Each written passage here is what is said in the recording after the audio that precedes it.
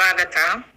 ಐತಿಹಾಸಿಕ ಶಿರಾನಗರದ ದರ್ಗಾ ಸರ್ಕಲ್ನಲ್ಲಿ ಸಿಲಿಂಡರ್ ಸ್ಫೋಟಗೊಂಡು ಸುಟ್ಟ ಕರಕಲಾದ ಟೀ ಅಂಗಡಿ ದಿನಗೂಲಿ ಮಾಡಿಕೊಂಡು ಜೀವನ ನಡೆಸುತ್ತಿದ್ದ ಕುಟುಂಬ ಬೀದಿ ಪಾಲು. ಮಾನವೀಯತೆ ಆಗದರೂ ಬಂದು ಭೇಟಿ ಕೊಡ ಅಧಿಕಾರಿಗಳು, ರಾಜಕಾರಣಿಗಳು, ಸಮುದಾಯದ ಮುಖಂಡರು ಈ ಸಂಬಂಧ ಬೇಸರ ವ್ಯಕ್ತಪಡಿಸಿದ ಟೀ ಅಂಗಡಿ ಮಾಲೀಕ ರೆಹನ್ ಪಾಷಾ.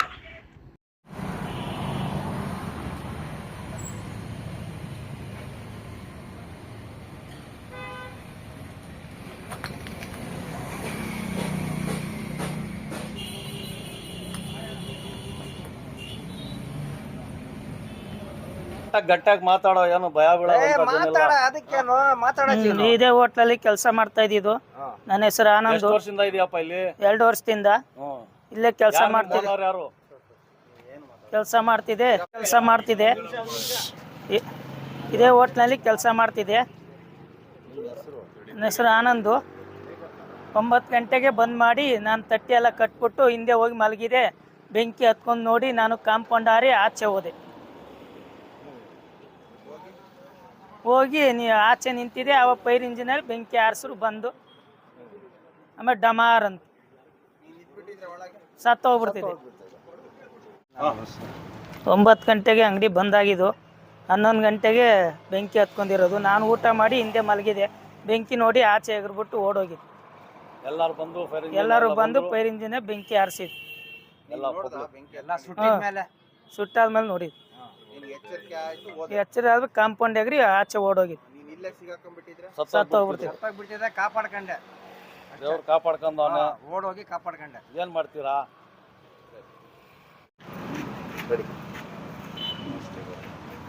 ಮಾತಾಡಿ ಸರ್. ನಮಸ್ತೆ.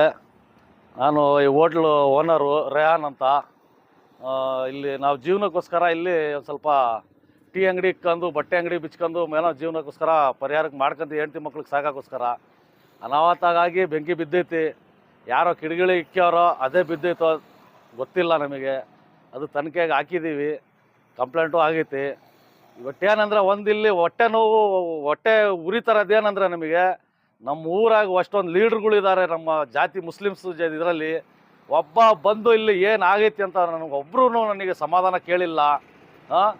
ಬರ್ತ್ಡೇ ಅವು ಇವು ಅಂತ ಹೇಳ್ಬಿಟ್ಟು ಇವ್ರಿಗೆ ಫಂಕ್ಷನ್ಗಳು ಲಕ್ಷಾಂತಗಟ್ಟಲೆ ಖರ್ಚು ಮಾಡ್ತಾರೆ. ನಾನು ಇವ್ರಿಗೆ ದುಡ್ಡು ಕೇಳ್ತಾ ಇಲ್ಲ. ಒಂದು ಸಮಾಧಾನಕ್ಕೆ ಬಂದು ನಮ್ಮ ಮುನ್ಸಿಪಲ್ ಅಧ್ಯಕ್ಷರು ಆಗಿರಲಿ, ಜೀಶಾನೇ ಆಗಿರಲಿ, 4-5 ಸರಿ ಫೋನ್ ಮಾಡಿದ್ದೀನಿ. ಒಂದು ಸರಿ ಬಂದು ನನಗೆ ಸಮಾಧಾನ ಕೇಳಿಲ್ಲ. ಯಾಕೆ ಹಿಂಗೆ ಆಯ್ತಪ್ಪ, ಬಿಡು, ನಾವು ಇದ್ದೀವಿ, ನಮ್ಮಿಂದ ಏನಾರು ಆಗುತ್ತೆ, ನಾವು ಮಾಡಿಕೊಡ್ತೀವಿ ಅಂತ ಒಂದು ಮಾನವತೆಯಿಂದ ನಮಗೆ ಒಂದೇನು ಮಾತು ಬಂದು ಹೇಳಿಲ್ಲ. ಇಲ್ಲಿ ನಮಗೆ ಜೀವನ ಮಾಡ್ಕೊಳ್ಳೋಕೆ ಮಕ್ಕಳು ಇಲ್ಲಿ ಇದ್ದಾರೆ. ಈ ಮಕ್ಳಿಗೋಸ್ಕರ ನಾನು ಇಲ್ಲಿ ಲೋಟ ತೊಳಸ್ಕೊಂಡು ಏನೋ ಒಂದು ಜೀವನ ಮಾಡ್ಕೊಂಡು ಹೋಗ್ತಿದ್ದೆ. ಯಾರೋ ಕಿಡಿಗಿಡಿಗಳು ನೋಡ್ಕೊಂಡು ಬೆಂಕಿ ಇಕ್ಕ್ಯವ್ರೆ. ಆ ಟೈಮಲ್ಲಿ ನಾನು ಇಲ್ಲಿ ಸಿರಾದಲ್ಲಿ ಇದ್ದಿದ್ದಿಲ್ಲ. ನಾನು ತುಮಕೂರಿಗೆ ಹೋಗಿದ್ದೆ. ಬಂದು ನೋಡೋವರೆಗೂ ಎಲ್ಲ ಭಸ್ಮ ಆಗಿಬಿಟ್ಟಿತ್ತು.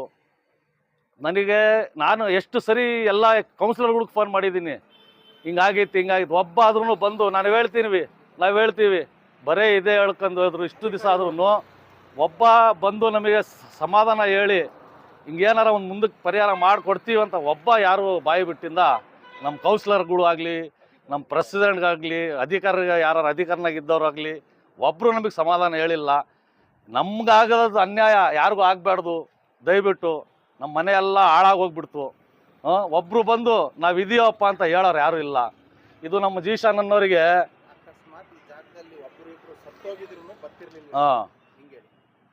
ಅನ್ನೋರೇ ನಮ್ಮ ಹುಡುಗ ಕೆಲಸ ಮಾಡೋನು ಒಳಿಕೆ ಇದ್ದ. ಏನಾರ ಸತ್ತೋಗ್ಬಿಡ್ತಿದ್ರು ಇದೇ ಮಾಡೋರು ಇವರು.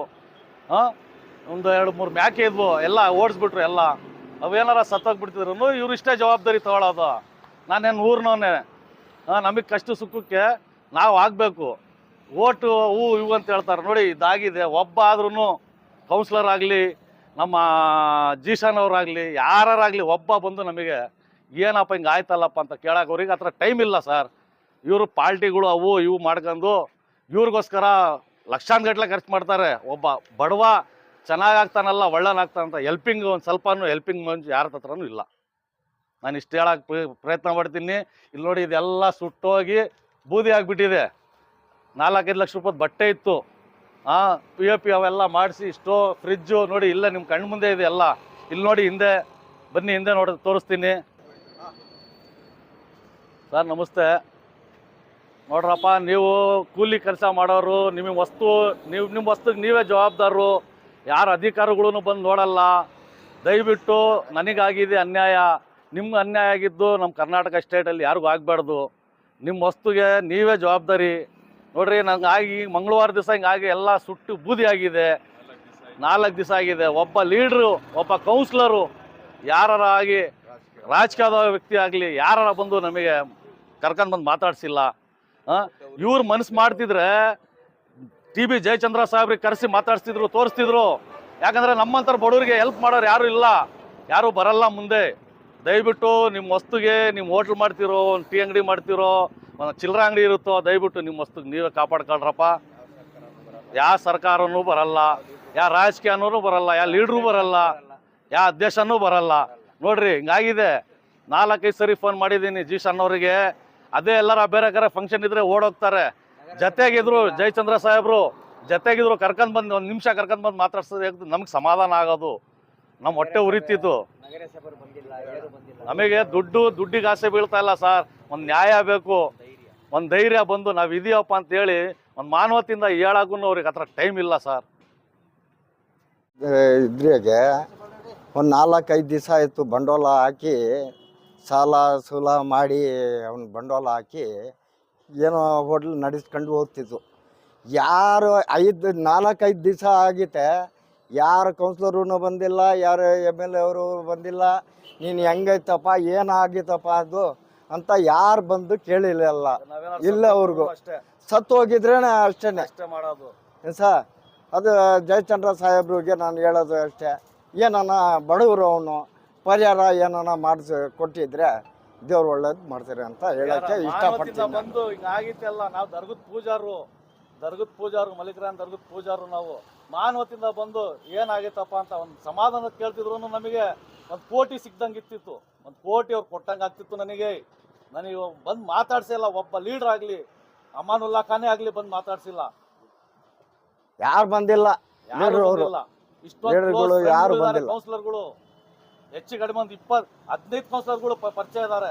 15 ಕೌನ್ಸಿಲರ್ಗಳು ಪರಿಚಯ ಇದ್ದಾರೆ. ಒಬ್ಬ ಬಂದು ಒಂದು ವ್ಯಕ್ತಿ ನೀನ್ ಏನಪ್ಪ ಹಿಂಗ ಆಯ್ತಲ್ಲಪ್ಪ, ನೀನ್ ಆರಾಮಾಗಿರಪ್ಪ, ಅವ್ರದ್ದು ಏನನ ಕೆಲಸ ಇದ್ದಿದ್ರೆ ಬಾರಪ್ಪ, ನಮ್ಗೆ ಇವ್ರು ಬೈತಾರೆ, ಇವರು ಹಿಂಗ್ ಮಾಡ್ತಾರೆ, ರಿಯನ್ನು ನೀನು ಎಲ್ಲ ಐತಪ್ಪ, ನೀನು ಬಾರಪ್ಪ, ಅವ್ರ ಕಾರದ ಬಾಡಿಗೆ ಕೊಡ್ತೀನಿ, ಹಿಂಗೆ ಅಂತ ಅವ್ನಿಗೆ ಕರ್ಸ್ಕೊಂಡು ಅವರು ಏನು ಬೇಕೋ ಅದು ಮಾಡಿಸ್ಕೊಂಡು ಹೋಗ್ತಾರೆ. ಇದು